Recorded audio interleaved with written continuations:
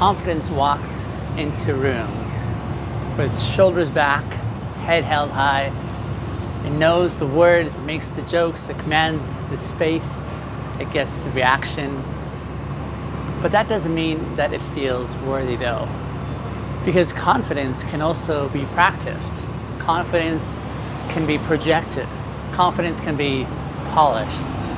Confidence can even be performed to avoid revealing the absence of something deeper.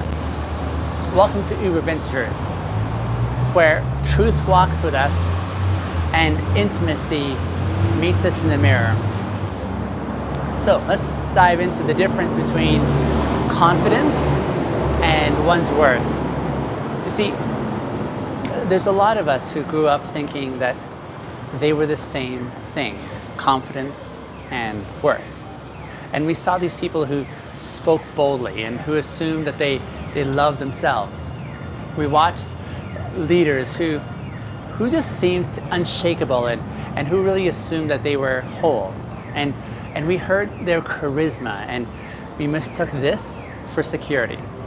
In essence, we were told, just be confident, right? And then everything else will follow. So we practiced confidence. And we worked on our posture. We rehearsed our talking points. We mastered the skill of eye contact and we forced smiles to appear. We kept it light. We stayed impressive. We faked it till we made it. And it worked. Kind of. Sort of. You see, it helped us navigate in these rooms and it earned us attention. It perhaps even got us through the interviews and the stages and the dates and the debates and expectations. But then later on, when we were alone, when the lights were off and the mirror was honest, that confidence didn't hold. Because confidence may help us to show up, but it doesn't help us stay if we don't feel worthy to actually be there. So let's define this clearly. I would say confidence is the belief that we can do something. Worth, though, is the belief in who we are. Confidence would say something like, I got this, I can handle this. But worth says, even if I can't handle this, I still matter. Confidence says, I got this. And worth says, I'm still enough, even if I don't got this. Confidence is situational. I mean, it rises and it falls. It's affected by practice and by performance and by feedback and energy. Whereas worth is foundational. It doesn't ask how we did. It asks whether we know that we deserve to exist without needing to prove a thing. And that's why so many confident people will still crumble internally, because confidence, anyone can learn confidence, but worth has to be remembered. And most of us were never actually taught how to do that. See, we were taught how to perform and how to adapt and how to stand tall in public, even when we were sinking in private. And when that polished exterior gets praised enough, the temptation to cling to it is so strong. We think if I just stay confident enough, maybe I won't have to admit how hollow I'm feeling underneath all of this. But that's not freedom. See, that's survival. And survival will not bring us home to ourselves. So let me ask something real of you in this moment. When was the last time that you felt proud, not because you nailed something, but because you were honest? Or when was the last time that you felt peace, not because you were in control, but because you let someone see you in your messiness? Or when was the last time that you felt safe, not because you were impressive, but because you were just you? See, this is why confidence can never replace worth, because confidence it often depends on feedback. It thrives on the applause. It lives in that gap between expectation and execution. Whereas one's worth lives beneath that. Worth is what stays when the lights go off and when the crowd leaves. Worth is what stays when we mess up and when we don't really know what we're even doing. See, when we're quiet and lost and tearful and tired, that's when worth stays. That's the moment when we find out if we've been building confidence or if we've been rebuilding our worth. And for most of us, we've been overcompensating, if you will, for the absence of worth by polishing our confidence. Because that's what got rewarded, isn't it? That's what got seen. That's what got us hired. That's what, in essence, made others comfortable around us. And that's what gave us this sense of control. But let me ask, what does this cost us, though?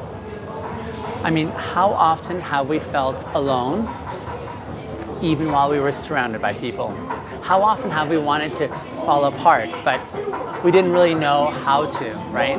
Especially without shattering someone's image of us.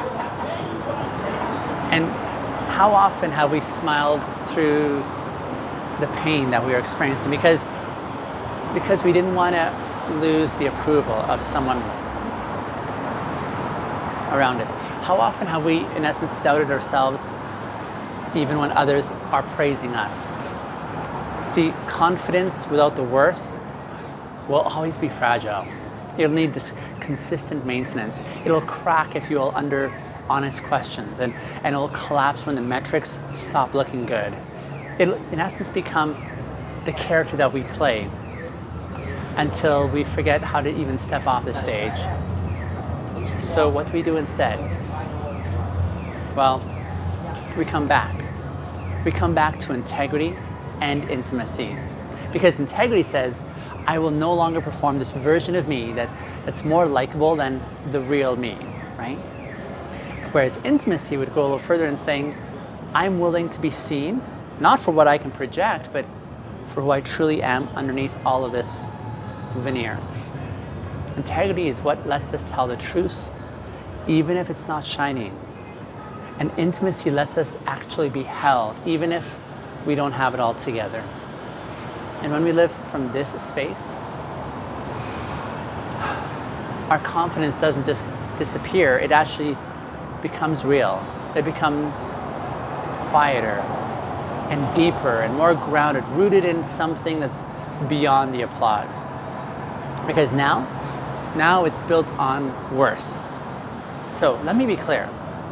Confidence is not a bad thing. It's useful, it's powerful, for sure. Sometimes it's even necessary, yes. But it's not the foundation. It's the jacket, not the skin. So if we want to build something that actually lasts, we have to build from the inside, right? We have to begin asking, what would I do if I wasn't trying to impress anyone? Or how would I speak if I wasn't trying to win approval? Or who would I be if I stopped curating myself for acceptance? What would I share if I knew I wouldn't lose love for being real? These are the questions that help bring us back to our sense of worth.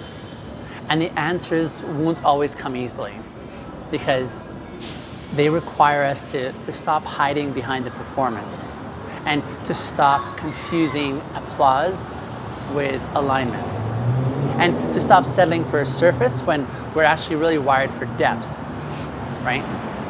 But these questions are worth asking because our value is not in our volume. Our value is really in our presence, not in how many people listen, but more so in whether we're listening to ourselves.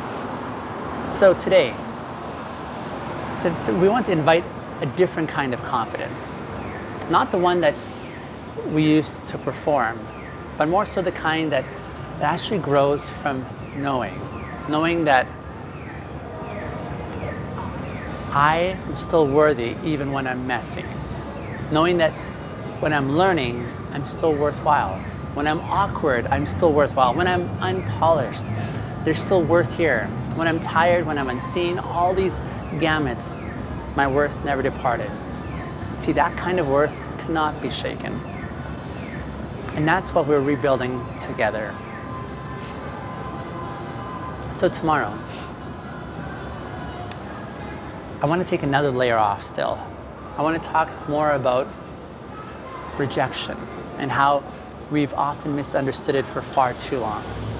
But for today, let's maybe lay down the armor of curated confidence. And let's tell the truth beneath the polish. Let's come home to the quiet dignity of simply being. See, we are already enough. We always were. I'll see you in tomorrow's episode.